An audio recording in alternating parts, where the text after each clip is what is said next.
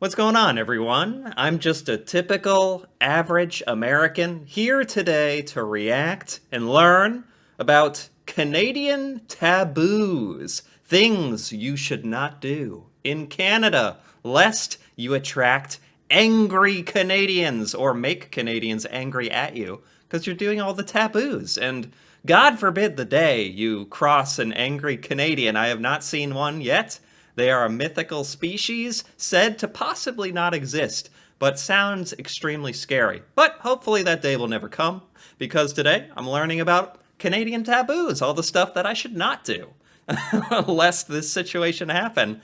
And actually find it hard to believe that, as nice as Canadians are, from what I've seen, that they'd get too aggressively angry at you for some of these things. Maybe like politely ask you to please stop and consider everyone else's feelings in the matter. Perhaps present it something like that.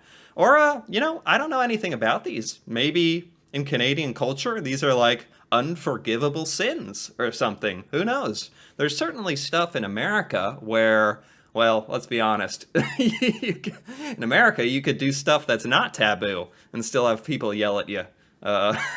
Sure enough. Anyway, but enough about that. Let's check it out. 24 Canadian taboos. Avoid making these mistakes in Canada. Sounds good. The taboos included in this lesson might not be taboos just for Canada and could also be considered taboo in many other places as well, but I tried to include things that are specifically taboo in Canada. Right. Good point. Fair point. Yeah. Canada, is so similar in a lot of ways to the United States and so different in ways to the United States. So different. So I'm actually very curious to see if there are taboos in Canada that are all that wouldn't be true in the United States, if that makes sense. Things that you should avoid saying or doing when in my country. The first thing is, when you are talking with someone, there are certain topics that are best to avoid. Okay. Things that you shouldn't talk about with people unless they are very, very close friends or family. These topics include things such as sex, religion, politics, and money. I would agree with this. I agree with this in the sense that I think this is true in the United States. She was basically saying people you're not very familiar with. And honestly, some of these topics are so heated in America that you wouldn't actually want to even discuss them with your friends. Or your friends might not be your friends very long if you happen to, have some sort of serious, uncomfortable ideological disagreement, although you would hope that as friends you could maybe find a way to settle your differences and look past that. But I understand a lot of people in America, especially these days, just probably think it's best to not even talk about it, which is kind of what she's getting at. Those are topics that, in general, you don't usually talk about with people who you are not close to because it can easily cause arguments. Right. However, as a Canadian, there's another thing that I would like to add to this list of taboo conversation topics, and that is the fact that Canadians absolutely hate being compared to Americans. Okay. Sorry. Whoopsie. I'm not really, I don't think I'm comparing here. Kinda. I'm contrasting. It's totally different thing. You can't get mad at me. I'm contrasting, not comparing. It's a technicality. Please, when you are speaking with Canadians, do not compare Canada to the United States. Do not compare Canadians to Americans. Whoa! Okay. Geez, why do we have to say it over and over again? I get it. You don't want to be... Would it be so bad? I think that's why I think it's funny. Would it be so bad to be spoken in the same sentence as that? Oh, that's kind of like America. No! Stop! How dare you? No, I get it. I totally get what she's saying. Canada is its own independent, culture, country, place, does its own things. It is totally its own place with its own identity. not to be lumped in with America, and America doesn't have to be lumped in with Canada when we're talking about its people and its culture, I think. Obviously, there's a lot of similarities if you want to like compare the two nations, but there's a lot of differences. That is something that the majority of Canadians absolutely hate. Also, very taboo, Canada does not have Eskimos, and we also do not have Indians. These two words are actually very offensive and shouldn't be used. Wow, this is new to me, but I would never have brought this up anyway, because yes, Americans know the word Eskimo, but gosh, I think I'm self-aware enough to know that I don't understand exactly the geographical regions technically where Eskimos are from. And I wouldn't just assume that's Canada, so I wouldn't be saying that. So I don't think I would have fallen into this line of like talking about this subject, but I totally get it. And also, not good to use the word Indian as well. Okay, fair enough. I think America is honestly getting away from that as well, definitely, because Indians are a people. They're a culture. They're in India, which is a place. So in America, we certainly refer to it now as Native Americans. Instead, there are other good words that we can use to discuss these Aboriginal groups of people. Aboriginal, right? Yep. The most common expression that we would use is First Nations people because they were here first. When you meet somebody for the first time in Canada, it's very common to shake hands with that person. If someone reaches out to shake your hand and you don't shake their hand in return, it is considered extremely rude. Huh. Well, this is kind of funny. Pretty sure for a lot of people everywhere on the planet, this has changed in the last few years because of coronavirus. Actually, it was so well understood in America, where I've worked, where I've gone, that handshaking is gone. Like, it doesn't exist. It's not a thing anymore. It was a thing, and now it's not a thing. When was this video made? 2 years ago. Well, that was 2020. Huh. But yeah, certainly this has changed, where some people might actually be a little uncomfortable. If you extend your hand for a handshake now, that might make them uncomfortable, whereas it used to be, you shake hands, especially in a business setting. This is a funny one, because now we're kind of at a point in time where some people just don't quite know what to do with this, but for the most part, it certainly has seemed to have died out in a lot of places I've been anyway, where we used to do a lot of handshaking. Also, when you first meet people, common questions such as, oh, what do you do, and things like that are appropriate. However, from my experience in different Asian countries, there is one specific question that you should not ask people in Canada, but that is very common in Asian countries that... Oh, I'm so glad she made that distinction. I was not understanding. I was looking at it from my American point of view. Silly me. In America, it is so, and apparently Canada, you would not ask someone their age. That is like insane. It's rude. They'd have to volunteer that on their own time if they wanted to, for whatever reason. But I didn't realize in Asian cultures that was a common question. So this is actually helpful for other cultures trying to learn about Canada. I get it. people will ask each other when they first meet. And that question is about your age. Asking somebody how old they are is considered extremely rude in Canada. If you're talking to a child, maybe it's fine because the child might be excited. I'm 10 years old. But once you become an adult like me, I find it rude if you ask me how old I am. Sure. That's not a good question when meeting people in Canada. Hey, nice to meet you. How old are you? Yeah, it's directly as rude as how old they are, basically, is what we're saying, because it wouldn't be weird to ask a very small child. That's true.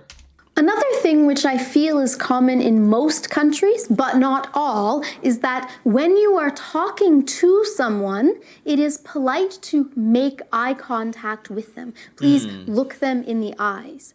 I find it uncomfortable. Hello, how old are you? No. Would that be polite in Canada? I think this really does change from culture to culture, doesn't it? In some cultures, I think, and I can speak about America the most accurately, you want eye contact, but just the right amount. Just the right amount. Not too much, but you want some. If I'm talking to someone and they look away or look at their shoes, look at their hands, look down. I find that a little bit odd, and some people might even find it rude. So when you're talking to someone in Canada, it is polite to make eye contact with that person. Oh, I wish she was more specific on this. I'm guessing she's not saying constant eye contact the entire time. Because in the United States, that would be strange. That's too much. There is such a thing as too much. You want a tasteful amount of eye contact. I want to talk about a couple of gestures that are considered rude in Canada. Oh. As with most countries, showing somebody the middle finger or giving them the finger is rude. Yeah. So if I go like this, Yeah. that is a very rude symbol in Canada, and you should definitely avoid doing that. Another important gesture that you should do, however, is if you yawn. Maybe you are tired, you can't control yawning. If you yawn, is very rude. You should cut. Like her demonstrations. Yes, this is true. This is not a big deal, though. Yawning. If you don't cover your mouth, the taboo police are not coming after you in America. I assume it's the same with Canada, that this is more of a... This one is a stretch, where it'd be nice, it'd be polite if you cover your mouth when you yawn, but no one really cares. It's not like sticking your middle finger up. It's not on the same level. Or is it in Canada? I'm assuming it's not. Cover your mouth when you yawn, and if there's people here, you should also kind of turn away from them. Yawning towards someone is considered very rude, so please turn away and cover your mouth. Oh yeah, at that point you're just getting your breath all over them. So that's a whole other thing. Speaking of covering your mouth, if you sneeze, please sneeze into your elbow. Achoo! Also, Yeah, I mean, some of these, again, were affected by COVID, where now sneezing on someone is like, what's wrong with you? Coughing towards someone, yes, there was a day and age, there was a time, we can vaguely remember at this point, where coughing or sneezing would have been disgusting, but we wouldn't have been, like, angry and like, what are you doing? Like, you know better than to do that on me. And now that's all kind of changed and become more serious. in Canada, when you sneeze, to be polite, you should say, excuse me. Same as if you accidentally fart or burp or cough. After you've done this bodily function, it is polite to say, excuse me, or, oh, sorry, excuse me. If you don't say that, people might consider you a little bit rude. Also, if you... Yeah, but if you fart and now you're kind of gambling, because if no one heard you, you don't need to say, excuse me. Little fun fact, little tip. Not that I know from experience, by the way. Stop thinking that. If you fart and no one heard you, you don't have to say excuse me, but gosh, I don't know. Some people would almost rather you say nothing and pretend like nothing happened. Is another thing I'm thinking. If you don't say that, people might consider you a little bit rude. Also, if you are near somebody and they sneeze, it is polite to say, bless you. For example, oh, excuse me, bless you. Oh, thank you. In terms of gestures connected Right. to table etiquette, it is considered very rude to put your elbows on the table when you are eating dinner or eating any meal. Don't put your elbows on the table. You know, I've heard this before in general etiquette in the United States growing up. Don't put your elbows on the table. Honestly, I don't think at any point in my life anyone has actually cared. And I certainly haven't cared because I've never noticed anyone doing it or not doing it. So this might be a little less important than some of the others I'm thinking. Unless in Canada this is very important. Maybe it is. Maybe it's taken more seriously than in the United States. But this is almost a thing. It's almost a thing in the United States, but no one really cares. Also, common sense, I think, but when you are eating, don't talk with food in your mouth and don't Yes. chew with your mouth open. Another Ugh. gesture which can be considered rude is pointing directly at someone. I laugh at this because I agree this is so rude, but Americans do it all the time, nonstop. All right, not nonstop, but they do it all the time, and they really don't care if they are being weird or if they're being strange, pointing at you, pointing at stuff, pointing at people. It is rude, but it seems like a lot of people still do it. If you point at someone, it can be seen as rude. So if you want to gesture towards someone that way, the best Ah. thing to do is gesture like this with your palm up towards the person like this. So, how are you versus Ooh. how are you? Canadians Oh, well, this is kind of a different context. Um, how are you? I just don't think many people end up gesturing or pointing at me, at least, when they say, "How are you?" How are you? No, that does that doesn't seem to happen much. So I don't know about that. are known for being polite. Some Canadians consider this how are you? Canadians are known for being polite. Some Canadians consider this a stereotype, but compared to some other places where I've traveled, I do feel that there is a certain level of politeness and common courtesy in Canada. Right. I have wondered about that as well. Do Canadians get sick of it? Everyone saying like, "Oh, Canadians are so polite." And are Canadians like, "You know what?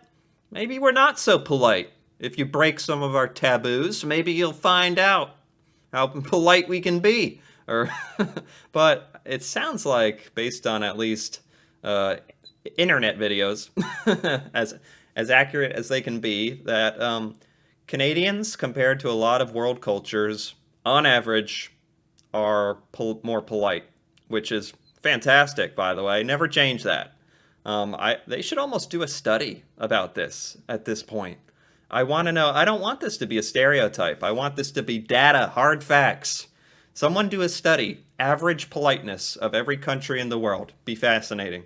For example, saying please and thank you and sorry is very much appreciated and is often heard more in Canada than it is in other English-speaking countries. Yeah. One very interesting thing about sorry is if there are two people walking and this person bangs into the other person, they will actually both say sorry. So in That is so funny. That's so nice, by the way. It's almost like the person getting bumped into feels bad for the other person. Like Canadians must be very empathetic to say sorry, even though they were the one that was hit, or it's either that they're empathetic or that it's basically saying, "Oh, don't worry about it." When you say sorry after getting bumped, you're saying, "Ah, don't worry about it. No big deal." It's more saying that. Canadian English, what a lot of Canadians do is they use sorry as a way to apologize to someone, but sometimes sorry can also be used as a way of indicating to the other person that they have done something that you want them to apologize for. Oh, I didn't think about it like that. Oh, okay. So Sneaky. when someone bangs into me, I say sorry, and they also say sorry. In Canada, Ah. people sometimes swear and use offensive language, but they generally do that with close friends or people who are close to them. Yeah. In Canada, it is considered very rude and a big taboo to swear in front of people who you don't know. Swearing in front of a stranger, big no. Swearing in front of a child is a huge taboo. Just you don't use offensive language in front of children. This is essentially the exact same in America. Very true, but I think depending on certain areas where you go, especially major cities where things can get a little crazy, um, you'll definitely find people who swear just walking around who just don't care about having any kind of appearance or filter in front of anybody. So this is possibly more of a taboo in Canada. Certainly, certainly taboo in America, though. In fact, on Canadian TV, on every TV channel, what will happen if there is a swear word is that either the swear word will be censored, it'll be beeped out, or at the beginning of the program, there will actually be a warning. And the warning usually says something like, this program contains coarse language. Viewer discretion is advised. You'll find stuff similar to that in the United States. Which basically means there's swearing in this program, so if there's children, now's the time to get them to leave the room or turn off the TV. In Canada, it is considered rude to talk loudly on your phone when you are riding public transportation. I have heard many people do it in Toronto specifically, but in smaller towns, not as much. So generally, I just don't ride public transportation ever. So I just wouldn't know really what's going on in these days in the American public transportation. If I would believe it that they're screaming into their cell phones, to be honest, especially in big cities, like she's saying.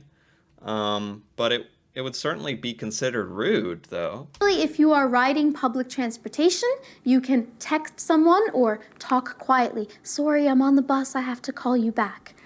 Oh, no, no, no. That would never happen. People will talk on their phones anywhere. If they're in a public gathering or I don't know, a building where people are doing stuff, they might walk to a private area, but no one in America would ever not talk on their phone on a bus just because there are other people around. And honestly, I wouldn't expect them to get off their phone. So maybe the expectations are a little different here. That's okay, but yeah, so what are you doing tonight? On a crowded bus with many other passengers, we don't need to hear your conversation, and it is considered rude for you to be speaking loudly in general, and especially rude for you to be speaking loudly on a cell phone in that situation. It's a little rude, but again, I don't think anyone would be surprised at it happening. I think we've just kind of accepted it as a thing. Maybe that's sad. But no, I think in America, people are just talking on their phones all the time. So we're just used to it. In Canada, if you eat in a restaurant, there are a couple of things you need to be careful of that can also be seen as taboo. When you have finished your meal and you are getting ready to pay, please remember to leave the server a tip. Yeah. Tipping is important in Canadian culture to show the waiter or waitress that you enjoyed their service. Yeah. You don't have to tip if you're just getting like a $2 coffee at Tim Hortons, but when you're actually in a sit-down restaurant and someone has been serving you, please give them a tip. So this is an easy one because it's exactly the same in America. Generally, somewhere between 15 to 20% is considered normal. You should also turn your phone off if you are in a place such as a restaurant or a classroom or a theater. Places like that, people will consider it extraordinarily rude if your cell phone starts ringing and disrupting them from their activities. For a theater and a classroom and other stuff, I don't know, I guess if you were in a church or something, that I would imagine that is absolutely true. You would want to turn your sound off, at least, you know? If someone invites you to their house for dinner, there are 3 really appropriate gifts that you can bring as a gesture to say, thank you for having me for dinner. You could bring flowers, you could bring wine, or you could bring them something like a box of chocolates or something small. Don't go to someone's house for dinner empty-handed. This is an interesting one. I guess it kind of depends on how well you know them and what your relationship is. Certainly, if someone brought a gift, wine, chocolates, something, to me, if I was hosting dinner, I would think that was above and beyond. I would be like, whoa, you didn't have to do that. And I'm not just being nice. You did not have to do that. And I think most Americans are like that. But I have certainly know of situations where people brought gifts for dinners. Seems a little overly fancy to me, but that might vary from person to person. I'd be interested how common this is in Canada. Is this very, very expected? Because that would be important for me to know, I think. Like that. Those are appropriate gifts, and they're called hostess gifts. So if someone invites you for dinner, please bring something to the dinner with you. Something small like that. Oh. Flowers and wine are usually the best choices. Speaking of being invited to someone's house, if you are invited to their house for dinner, then you should show up on time or a little tiny bit late, but no more than 15 minutes late for dinner, because that is considered rude. However, if... Right, that's true. In America, we call it being fashionably late, if you want to be a little funny. If someone invites you to their house for dinner and you show up early, that's also considered rude, because maybe the host isn't ready for you yet. Maybe they haven't finished preparing things. True. However, if you're invited to someone's house for a party, and there's many, many people coming and it's a more casual, laid-back situation, you still definitely shouldn't come early. But being a little bit later, even a little bit more than 15 minutes late, is generally considered acceptable. If you are going to someone's house for dinner or for a party, if you're going into someone's house for any reason, there's something we do in Canada that most people in other countries do as well, which is to take off your shoes when you enter someone's house. Right. I'm glad Canadians do this. I do this. I was taught to do this. I think most Americans do this. There is the oddball I've met in America where they don't care if you take off your shoes or not. But most do. The default would be to take your shoes off.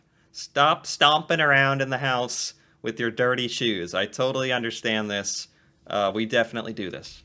When you visit someone's house, please make sure you take off your shoes before entering. If you butt in front of someone in the line, that's very slang, butt in front of someone, meaning to push your way into the line, budge your way in, or jump the queue, as my British friends would say. That is extraordinarily rude. You need to find the end of the line and wait your turn in the line. Yeah, I would think everyone everywhere, hopefully, would think that is extremely rude. Very rude. We're going to get in a fight over that. Follow signs. If a sign tells you to do something, do it. If it says no smoking, don't smoke. If it says give the seat up for elderly or pregnant people, move and give that chair to someone. Don't continue sitting there when there's an elderly man standing.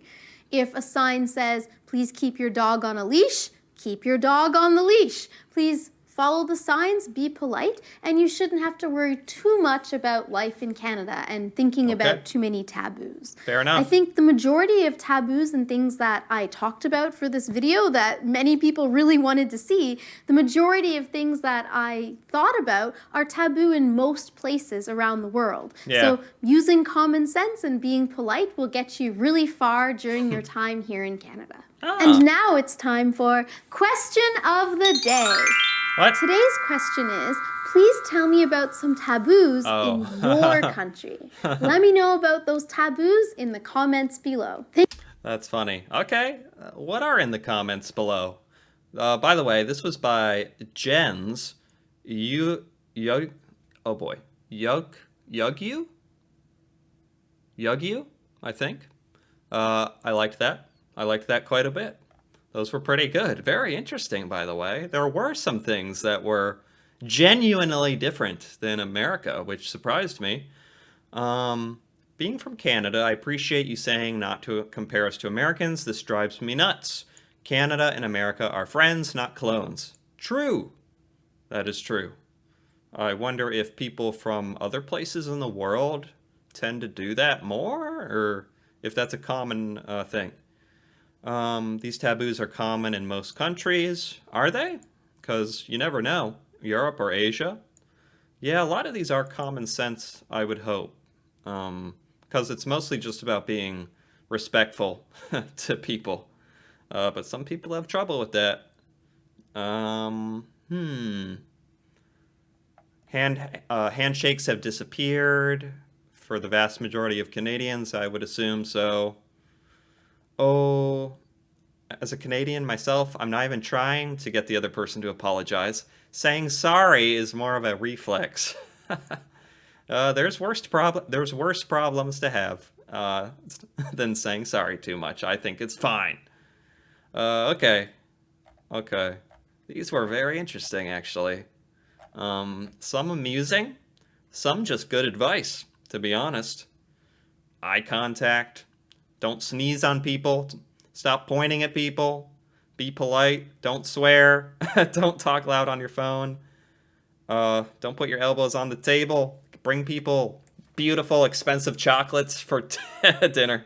All right, I'm exaggerating a little, but I think I get it. This was very good, very fun, interesting.